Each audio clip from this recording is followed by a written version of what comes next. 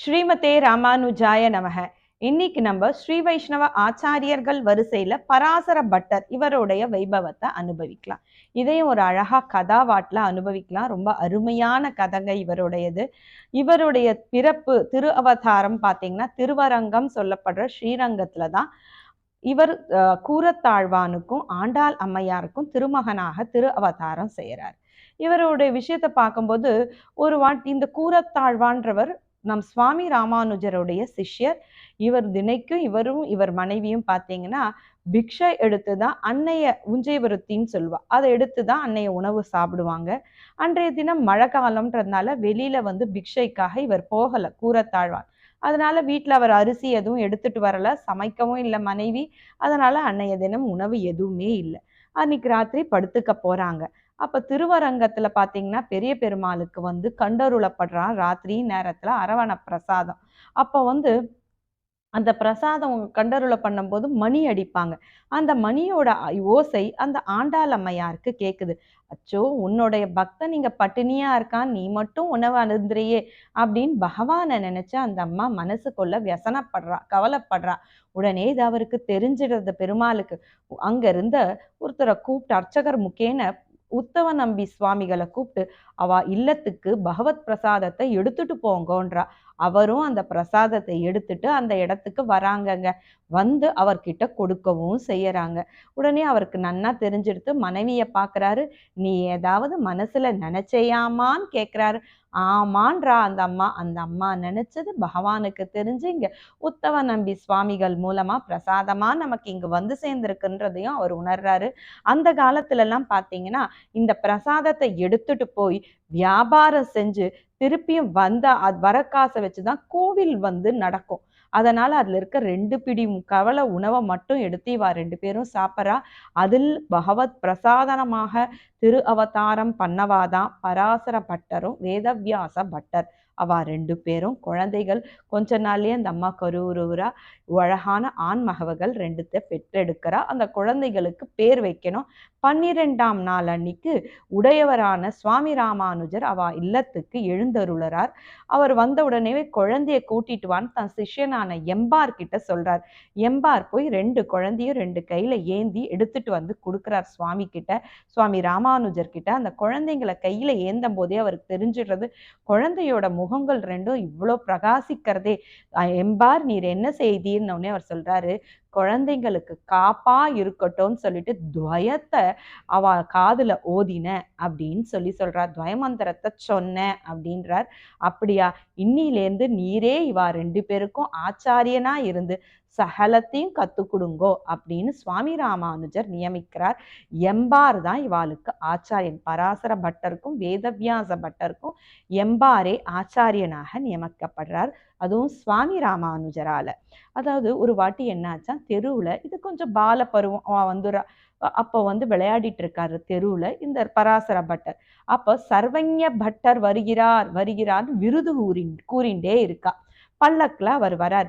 இவருக்கு உடனே இந்த பராசர பட்டர் சின்ன பையன், அதுக்கு தோன்றதான் என்ன தெரியுமா, நம் சுவாமி ராமானுஜர் இருக்கார், முதலியாண்டார் இருக்கார், எத்தனையோ எம்பார் இருக்கார், இத்தனை மகனீயர் இருக்கும்போது யார் ஒருத்தர் தன்னையே கர்வமாக சர்வஞர்னு சொல்லிக்கிறது அப்படின்னு சொல்லிட்டு அந்த பல்லக்க நிறுத்தி எம்மோடு வாதப்போர் புரிய வாங்கோன்னு கூப்பிடறா. உடனே அவரும் இவரோட வாதப்போர் புரியறார். அப்பா அந்த குழந்தைகிட்ட அவர் சொல்றாரு, நீ என்ன கேள்வி கேட்கறியோ அதுக்கு நான் பதில் சொல்றேன்ப்பா அப்படின்னு உடனே குழந்தை பராசர பட்டர் கேட்கறது, ஒரு பிடி மண்ணம் கீழேந்து எடுக்கிறான். பராசர பட்டர் எடுத்து கையில இந்த பிடி மண், கையில இருக்க பிடி மண் இருக்கு இல்லையா, இதுல எவ்வளவு மணல்கள் இருக்கிறது எண்ணி சொல்லுங்கன்னு. அவருக்கு தெரியல, இது எப்படிப்பா என்றது, இது எனக்கு என்ன தெரியலையேன்னு உடனே அந்த குழந்தை சொல்றதான், கையில ஒரு பிடி மண் இருந்தா இத பிடி மண் சொல்லணும், அவ்வளவுதான், இதுல என்ன இருக்கு எண்ணிக்கை அப்படின்னு சொல்லிட்டு அந்த குழந்தை சொல்றதான். அதை கேட்டு வியந்து போறாரா அந்த சர்வஞ பட்டர். குழந்தைய பல்லக்குல ஏல பண்ணி அவ வீட்லயே கொண்டு போய் விடுறாரா. கூரத்தாழ்வார்கிட்டையும் அவருடைய மனைவியார்கிட்டையும் இந்த குழந்தைய புகழ்ந்து சொல்லி பராசர பட்டரை அங்கேருந்து அவர் கிளம்பி போறாரு. இதே மாதிரி பல திருவிளையாடல்கள் இவருடைய வாழ்க்கையில, பராசர பட்டர் வாழ்க்கையில நடந்திருக்கு. இவர் சின்ன பிராயம் இருக்கும்போது இவருக்கு பாடசாலைக்கு அனுப்புறாங்க. எல்லா வேத அத்தியனம் பண்றதுக்காக. படிக்கிறதுக்காகவும் ஆழ்வார் பாசுரத்தை கத்துக்கிறதுக்காகவும் அந்த குழந்தை என்ன பண்ணுமா, ஒரு நாள் இவ அப்பா பார்க்கறாராம், பாடசாலைக்கு அனுப்பின குழந்தை என்ன தெருவுல விளையாடின்னு இருக்கே அப்படின்னு பராசர பட்டரை கூப்பிடுறாராம். கூப்பிட்டு, அப்பா என்ன எல்லா பசங்களும் பாடசாலையில படிச்சுட்டு இருக்காளேப்பா, நீ மட்டும் இப்படி விளையாடிட்டு இருக்கியேப்பான்னதுக்கு அந்த குழந்தை சொல்லித்தான், அப்பா ஒரு நாள் சொல்லி கொடுத்ததை தான் திருவ திருவ 10-12 நாள் சொல்லி தருவாப்பா, ஒரு நாள் சொல்லி கொடுக்கும் போதே எனக்கு புரிஞ்சுடுறது, எனக்கு மனப்பாடம் ஆயிடுறதுப்பா, அதனால தான் நான் போலப்பான்னு உடனே அவ அப்பாவுக்கு ஒரே கோவம் வருது.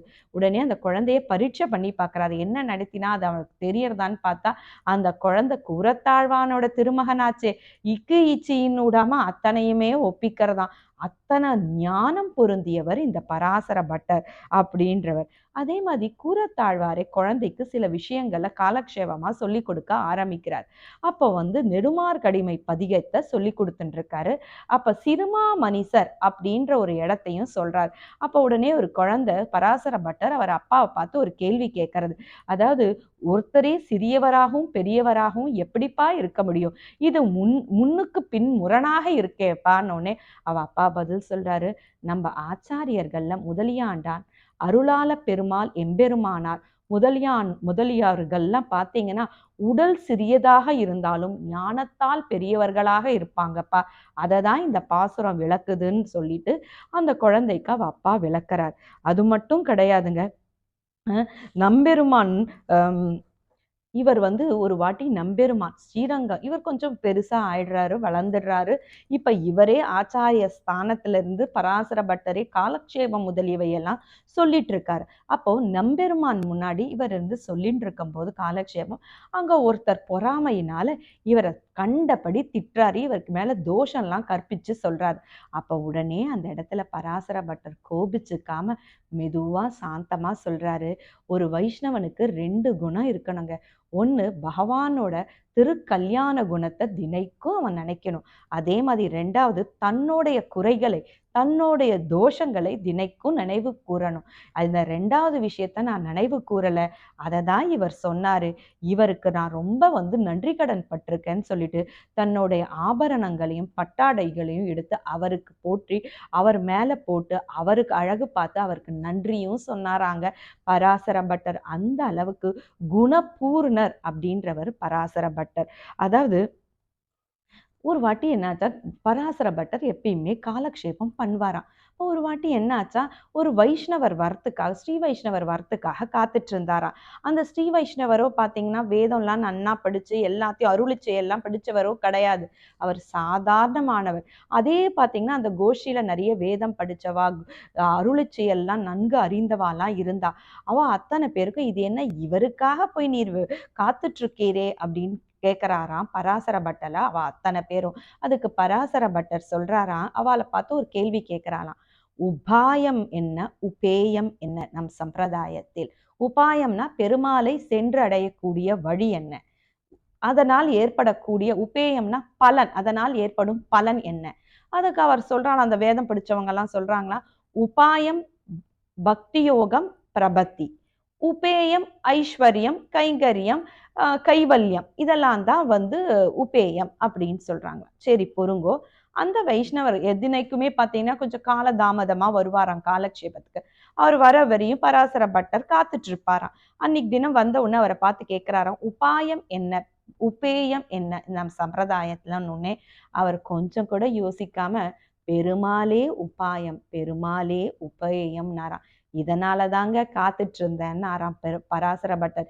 என்னதான் வேதத்தையே கழச்சு குடிச்சாலும் பெருமாள் தான் எல்லான்றதை அறியாம நீங்க இருக்கீங்க, அதை அறிந்தவராக அவர் இருக்கிறதுனால அவருக்காக காத்துட்டு இருந்தேன் அப்படின்னு விளக்கினாராம் பராசர பட்டர். அது மட்டும் கிடையாதுங்க, இப்போ திருவரங்கத்துல பாத்தீங்கன்னா உரியடி உற்சவம் நடக்கும்.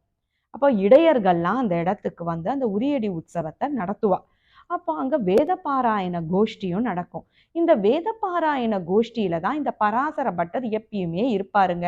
அப்ப அன்னைய தினம் உரியடி உற்சவத்தன்னைக்கு அந்த பக்க கோஷ்டியிலேன்னு இந்த இடையர்கள் கோஷ்டியில நின்றுட்டாராம். அங்க இருந்தவாளுக்கெல்லாம் ஆச்சரியம் தாங்க முடியலையா, இது என்னத்துக்கு இங்கேருந்து அங்க போய் நின்றுட்டீர் அப்படின்னு கேட்டதுக்கு அவர் சொன்னாரா, இன்றைய தினம் பகவானோட கடாட்சம் இந்த இடையர்கள் மேலதான் இருக்கும், அதனால பெருமாள் கடாட்சம் எங்க இருக்கோ அங்க இருக்கணும்னு நான் ஆசைப்பட்டேன், அதனால அங்க போய் சேர்ந்தேன்னாராம். அத்தனை எளிமை, அத்தனை பகவான்னா உருகிற தன்மை படைத்தவரா இந்த பராசர பட்டர். அதுக்கப்புறம் பராசர பட்டரோட தாயான ஆண்டாள் அம்மையார் எப்பொழுதுமே இந்த பராசர பட்டர் பெருசாகி காலக்ஷேபம்லாம் சாதிக்க ஆரம்பிச்சிட்ட அப்புறம் ஆச்சாரிய ஸ்தானத்துல எழுந்தருளிட்டு அப்புறம் அவருடைய ஸ்ரீபாத தீர்த்தத்தை தினைக்கும் பருகிறத வழக்கமா கொண்டுட்டு இருந்தாங்களாம். இதை பார்த்த மற்ற ஸ்ரீ வைஷ்ணவர்கள்லாம் பராசர பட்டர் கிட்ட வந்து, எதற்கு உங்க அம்மா உங்களுடைய ஸ்ரீபாத தீர்த்தத்தை வாங்கி குடிக்கிறா, இது தப்பு இல்லையா அப்படின்னு கேட்கிறாளாம். அதுக்கு அவர் சொல்றாராம், ஒரு சிற்பி இருக்கார், சிற்பி சிற்பத்தை செதுக்கிட்ட அப்புறம் அது பிராண பிரதிஷ்டை பண்ணிட்ட அப்புறம் அந்த சிற்பியே அந்த பெருமாளை சேவிக்கிறார், அந்த பகவானை அவரும் சேவிச்சுதான் ஆகணும் இல்லையா? அதே மாதிரி தான் என்னோட தாயார் நான் என்னை பெற்றெடுத்தாலும் எனக்கு ஆச்சாரியன்ற ஸ்தானம் கிடைச்சு வைஷ்ணவ காலக்ஷேப ஆச்சாரிய கோஷ்டியில நான் இடம் பெற்ற அப்புறம் என்னையும் ஆச்சாரிய ஸ்தானத்துல ஆச்சாரியனா ஏத்துண்டு என்னுடைய ஸ்ரீபார்த்த தீர்த்தத்தை பருகுறாங்க. இது ஒன்றும் குற்றம் இல்லை அப்படின்றதையும் பராசர பட்டர் இங்க ரொம்ப பணிவா எடுத்து சொன்னாராங்க. அது மட்டும் கிடையாதுங்க. ஒரு நாள் என்ன ஆச்சா, ஏகாதேசியா முன்னாடி நாள், அடுத்த நாள் துவாதேசியா. பையன் பாரணைக்கு வரல. பாரணைனா என்னன்னா, துவாதேசி அன்னைக்கு பகவானுக்கு நைவேத்தியம் பண்ணிட்டு அந்த உணவை அந்த நேரத்துக்குள்ள உட்கொள்ளணும். அதற்கு மகன் வரல. ஏகாதேசி முழு நாள் பட்னி இருந்திருக்கார். துவாதேசி பாரண நேரம் வந்துடுத்தே, இன்னும் வரலையேன்னு பையனை தேடிட்டு கோயிலுக்கு அம்மா வரா. அப்ப பாத்தீங்கன்னா பெரிய பெருமாளோட உற்சவ காலம் அது.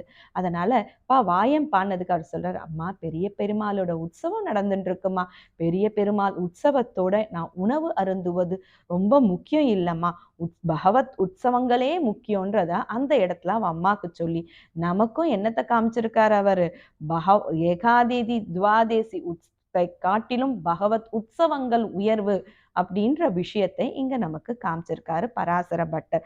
அதுக்குன்னு ஏகாதேசி துவாதேசி கம்மின்ற அர்த்தம் இல்லைங்க, எது முக்கியம் எந்த நேரத்துலன்றத அவர் இங்க உணர்த்தியிருக்கார், அவ்வளவுதான்.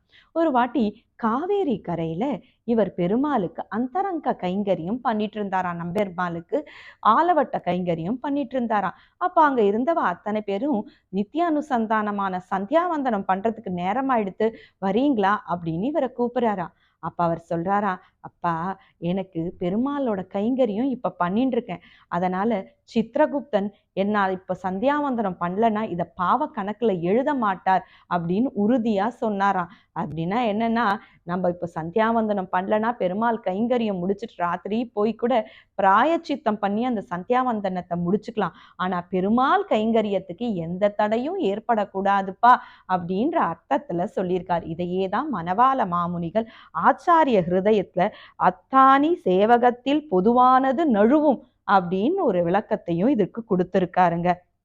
அதே மாதிரி பாத்தீங்கன்னா, ஸ்ரீரங்கத்துல திருவரங்கத்துல கூரத்தாழ்வாரோட சிஷ்யர் ஒரு ராஜா இருந்தார். அவரு வீரசுந்தர பிரம்மராயர். இவர் அங்க ஸ்ரீரங்க கோயிலுக்கு மதில் கட்டணும் அப்படின்னு நினைச்சார்.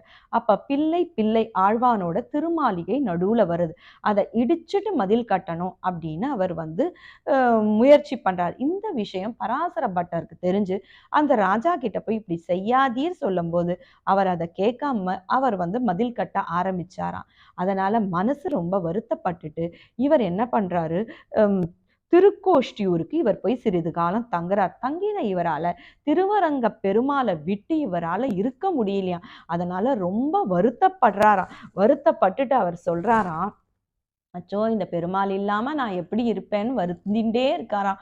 உடம்பும் மெலிஞ்சு போறதாம். அப்புறம் அவ சிஷ்யர்லாம் சொல்றாராம், இந்த வீரசுந்தர பிரம்மராய ராஜா இறந்துட்டா, அதனால நீங்க திருப்பியும் திருவரங்கத்துக்கு வாங்கோன்னு அந்த பெருமாளை பாடிண்டே திரும்பியும் அந்த திருவரங்கத்துக்கு சேராராம். அப்படி அவர் ஸ்லோத்ரகந்தம் பாடினதுதான் ஸ்ரீ ரங்கராஜ ஸ்தவம் அப்படின்றது. பூர்வ சதகம் உத்தர சதகத்தோட கூடிய இது, தத்துவங்களோடு கூடி நிரம்பியது. இது ரொம்ப அற்புதமாக இருக்கும் இவர் எழுதின இது. அதுக்கு அதே மாதிரி பாத்தீங்கன்னா, அதாவது வித்வான்கள் எல்லாம் இவர் வாத போர்ல சமய போர்ல ஜெயிக்கிறார். ஜெயிச்ச உடனே அவெல்லாம் பொறாமையினால இவர் ஏதாவது பண்ணணும்னு சொல்லிட்டு ஒரு குடத்துல பாம்பை போட்டுட்டு அந்த பாம்பை அது மேல மூடிய வச்சு கட்டிட்டு, இந்த குடத்துக்குள்ள என்ன இருக்குன்னு நீ சொன்னா நீங்க சிறந்தவர் அப்படின்னு ஒத்துக்கிறோன்றா. உடனே அவர் சொல்றாரு, வெண்குற்ற கொடை அப்படின்னு சொல்றாரு. கொடையா, அதாவது ஒரு குடத்துக்குள்ள எப்படிங்க கொடைய கொண்டு போய் வைக்க முடியும், அப்படி இல்லை, பொய்கை ஆழ்வார் அவருடைய பாசுரத்துல அனந்தாழ்வான்ற ஆதிசேஷனை சென்றால் குடையாம் இருந்தால் சிங்காசனமான்னு சொல்லிட்டு பாடியிருப்பாரு. அப்படிப்பட்ட ஆதிசேஷன்ற பாம்பு தான் இந்த குடத்துல இருக்குன்னு சொன்னாராம். அவ்வளோ ஞானம் பொருந்தியவர் நம் பராசர பட்டர். அவரை யாராலையும் ஜெயிக்கவே முடியாது. அதுவும் வாதத்துல, சமயவாதத்துல ஜெயிக்கவே முடியாதான். ராமானுஜர் வழித்தோன்றலாக வந்த இவர் நம் சம்பிரதாயத்தை நிலைநாட்டுறதுக்காக எத்தனையோ வழிகளை பண்ணியிருக்காராம். அதுக்கப்புறம் பார்த்தீங்கன்னா ராமானுஜர் மனசுக்கு இறங்கி திருநாராயணபுரத்துக்கு போறார். இவர் போய் அங்க மாதவாச்சார்ன்றவரை வாதுல ஜெயிச்சு அவரை நம்ம சம்பிரதாயத்துக்கு கூட்டிட்டு வரணும்னு பாக்குறார். நேரடியா போய் அந்த மாதவாச்சார்ன்றவர் திருநாராயணபுரத்துல ரொம்ப மெத்த படித்த மேதாவியாக சிறந்து விளங்கியவர். அவரை நேரடியா போய் வாத போரெல்லாம் பண்ண வான்னு கூப்பிட்டா வரமாட்டார். அவர் சிஷ்யர்களை மிஞ்சி அவர்கிட்ட போறதே கஷ்டமா. அதனால அவர் தினைக்கும் ததியாராதனம் பண்ற ஒரு இடத்துக்கு போய் ததியாதானம் சாப்பிட்ற மாதிரி அங்க போய் சாப்பிடாம உட்கார்ந்துட்டு இருக்காராம். அதை பார்த்த மாதவாச்சார், நீர் எதற்கு சாப்பிடாம இருக்கீங்க, உங்களுக்கு என்ன வேணும்னு சொல்லுங்க, நான் அதை தரேன் அப்படின்னு ஒண்ணு. எனக்கு உம்மோட வாதப்போர் புரியணும்னு ஒண்ணு. அவரும் ஒத்துண்டு இவரோட பெருமையை அறிஞ்சுட்டு அவரோட வாதப்போர் பண்றார். அந்த இடத்துல திருநெடுந்தாண்டகத்தை சொல்லி சமயவாத போர் நடத்தி அவரையும் ஜெயிச்சு நம்ம சம்பிரதாயத்துக்கு கூட்டிட்டு வரார். அவர் தான் பிற்காலத்துல நஞ்சியர்னு அழைக்கப்படுறவர். அவர் ஜெயிச்சிட்டார். ஜெயிச்ச உடனே அவரையும் நம்ம சம்பிரதாயத்துக்கு ஒரு சிஷ்யராக அவரையும் மாற்றியாச்சு. அதனால அத்தியன உற்சவம் ஆரம்பிக்க போறது. அதுக்கு ஒரு நாள் முன்னாடி திருவரங்கத்துக்கு வந்து சேரார். பெருமாள் கண்முகப்பே, நம்பெருமாள் கண்முகப்பே போறார். போய் அவரை வழிபட்டு நடந்ததையெல்லாம் சொல்றார். சொல்றாரு, நான் இந்த திருநெடுந்தாண்டகத்தை சொல்லி அவர்கிட்ட வாதப்போர் பண்ணப்பா அப்படின்னு ஒண்ணு. அர்ச்சகர் முகேன பகவான் சொல்றாராம், எனக்காக திருநெடுந்தாண்டகத்தை ஒரு வாட்டி சேவிச்சு காமிக்கிறீங்களா அப்படின்னு ஒண்ணு. அவரும் இவருக்காக வேண்டி அந்த திருநெடுந்தாண்டகத்தை ஒரு வாட்டி சேவிச்சாராம். இன்னைக்கும் அத்தியன உற்சவம் ஆரம்பிக்கிறதுக்கு முன்னாடி திருநெடுந்தாண்டகத்தை சொல்லி இதையே வழக்கமாக இன்னைய வரையும் கொண்டு வந்திருக்காங்கங்க. அதே மாதிரி பாத்தீங்கன்னா இவருக்கு தாயார்னா ரொம்ப பிடிக்கும். ஏன்னா சின்ன வயசுலேருந்தே அப்பா இவரை வச்சு விட்டுட்டு போயிடுவாராம் கோயில்ல. அந்த தாயார் தான் மடியில வச்சு அன்னத்தை இவருக்கு ஊட்டுவாளாம். அந்த ரங்கநாயகி தாயார் அவ்வளோ தாயார்னா இவருக்கு பற்று. தாயாருக்கும் இவர் மேல ரொம்ப பற்று. தினைக்கும் கோயிலுக்குள்ள நுழைவாராம். தாயாரை சேவிப்பாரா, கிளம்பி போயிடுவாராம். பெருமாளை போய் சேவிச்சதா கிடையவே கிடையாதான். இது என்ன இவர் நம்மளை சேவிக்கவே வரமாட்டேன்றாரே இந்த பராசர பட்டன் சொல்லிட்டு பெருமாள் ஒரு வாட்டி ஒரு திருவிளையாடல் விளையாடினாராங்க. நாச்சியார் கோலம் கொண்டுண்டாராம். தாயார மாதிரி தான் வேஷம் போட்டுண்டாராம். புடவை கட்டிண்டாராம், கொண்டை போட்டுண்டாராம், நெத்தியில திலகம் இட்டுண்டாராம், கஸ்தூரி திலகம் இட்டுண்டா எல்லாம் இட்டுண்டாராம். அங்க போய் நிக்கிறாராம். பார், நான் வந்திருக்கேன், என்ன சேவின்றாராம். சேவிச்ச இவர், சரி நான் வரேன், நான் போய் என் தாயாரை சேவிக்கிறேன்னாராம். நான் தான் தாயார் நாச்சியார் குலத்தோட இருக்கேனே. இல்லை, நீ என்னதான் என் தாயார் வேஷம் போட்டுண்டாலும் என் தாயாரை போல கருணை பார்வை உன்னால பார்க்க முடியாது அப்படின்னு சொல்லிட்டு பெருமாள் கிட்ட அவர் சொல்றாராம். அதாவது தாயார்னா எது வேணாலும் அவருக்கு, அதாவது உள்ளம் உருகுதுன்ற மாதிரி தாயார்னாலே உருகிடுவாராம். அந்த கருணை பார்வை என்னோட அம்மாவை தவிர வேற யாருக்குமே கிடையாது. அவ்வளோ கருணையோட கூடி இருப்பா எங்க அம்மா ரங்கநாயகி தாயான்னு சொல்லிட்டு அந்த ரங்கநாயகி தாயாரையே தனக்கு தாயாக கொண்டு வாழ்ந்தவர் தாங்க இந்த பராசர பட்டர். இந்த பராசர பட்டரை பத்தி சொல்லணும் அப்படின்னு பார்த்தீங்கன்னா, கடைசியா பார்த்தீங்கன்னா பெரிய பெருமாள் கிட்ட போறார் இவர்.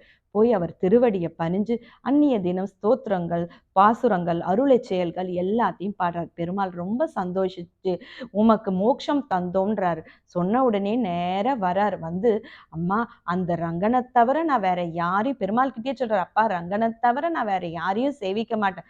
அந்த வைகுண்டத்துக்கு போனாலும் நீ ரங்கனாக எனக்கு காட்சி தரணும்பா அப்படின்னு பெருமாளை கேட்டுக்கிறார். அப்படி இல்லைன்னா அங்கேருந்து படிக்கட்டு அமைச்சு நேர இந்த ரங்கத்துக்கு வந்துடுவேன்னாராம். அவ்வளோ ரங்கன் மேல, ஸ்ரீரங்க ரங்கநாதர் மேல அத்தனை பாசமா இவருக்கு பற்றா. ரங்கா, வைகுந்தத்திலேயே நான் போனாலும் ரங்கனையே சேவிப்பேன், அத்தனை ரங்கநாதர் மேல ஆசையோடு இருந்தாராம். இப்ப பெருமாள் சொன்னாராம், நீ எப்படி ஆசைப்படுறியோ அதே ரூபத்துல நீ அங்க போயும் என்னை சேவிக்கலாம் பான்ன உடனே ஆத்துக்கு வராராம். வந்து அம்மா கிட்ட சொல்றாராம், அம்மா பெருமாள் பெருமாள் எனக்கு மோட்சம் தந்துட்டாருமா அப்படின்னு சொல்றாராம். அம்மாவுக்கும் ரொம்ப சந்தோஷம். பையனை ஆசீர்வதிக்கிறாங்களாம். உடனே நேர போய் பத்மாசனத்துல உட்காராராம். திருநெடுந்தாண்டகத்தை சொல்றாராம். அப்படியே இறைவன் திருவடியை அடையறாராம். நம்ம சம்பிரதாயத்தில் இன்னி வரையும் நிலைத்து இருக்கு அப்படின்னு காரணம் என்னன்னா இந்த பராசர பட்டர் தாங்க. இவருடைய லீலைகள், இவருடைய கதைகள் இன்னும் ஏகமாக இருக்கிறது. அதாவது நிறைய சொல்லலாம். ஒரு நாள் கூட பராசர பட்டர் மகிமையையும் அவரோட கதைகளையும் அவருடைய பெருமையையும் சொல்லலாம்.